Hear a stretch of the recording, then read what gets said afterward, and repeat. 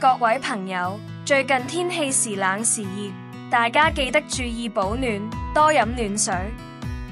我哋係背包豬同小白，今日同大家分享一個好消息。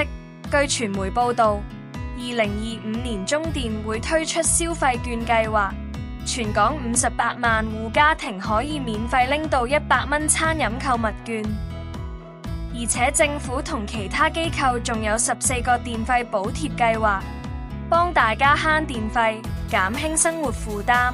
等我慢慢同大家講解，記住聽到最後，話唔定有啲計劃會啱你用。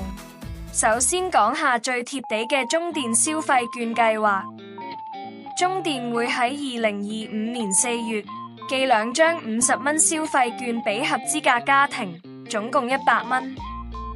呢啲券可以用嚟飲茶、食飯，甚至買日常用品都得。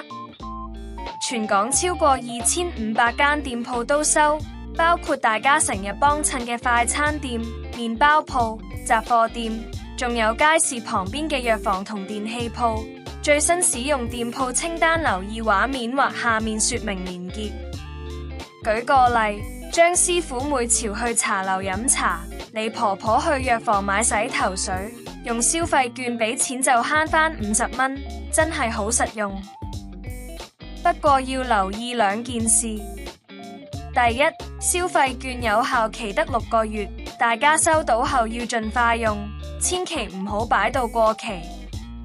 第二，如果你屋企2024年全年用電唔超過2400度，即係平均每個月用200度左右，或者你本身有申請中電長者電費半價優惠，就會自動收到券，完全唔使填表申請。中電會直接寄去你登記嘅住址，所以記得檢查信箱。跟住介紹幾個特別適合長者嘅電費補貼計劃，等大家慳得更多。第一，政府電費紓緩計劃。政府由2024年開始，連續24個月，每個月幫你交50蚊電費，唔使申請，直接喺電費單扣減。假設你2個月電費係300蚊，政府幫你扣100蚊，自己只需交200蚊。如果當月電費少過補貼金額，剩餘嘅錢會留到下個月繼續用，最遲可以用到2025年底。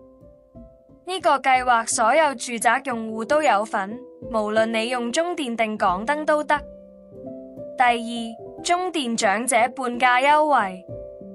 60歲以上領緊綜援或長者生活津貼嘅朋友，只要同中電申請長者電費優惠，每2個月嘅首400度電可以半價。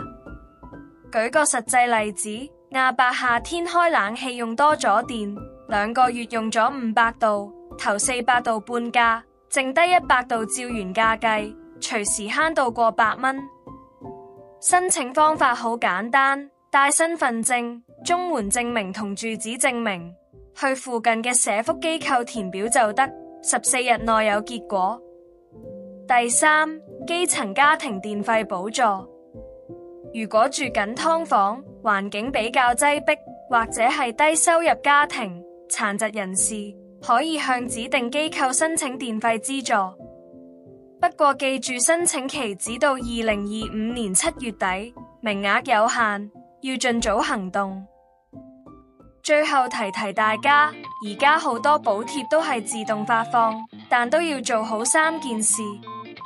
第一，定期檢查電費單，睇清楚補貼有冇正確扣減。第二，更新聯絡地址，如果搬過屋，記得通知改地址，避免收唔到消費券。第三，善用節能家電，例如換慳電膽、冷氣調高1度。希望呢啲資訊幫到大家慳多啲。如果身邊有朋友未知道呢啲計劃，不妨同佢哋分享，等更多人可以受惠。記住，唔好怕麻煩，有需要就主動問。祝大家身體健康，下回再同大家講解新安排。拜拜。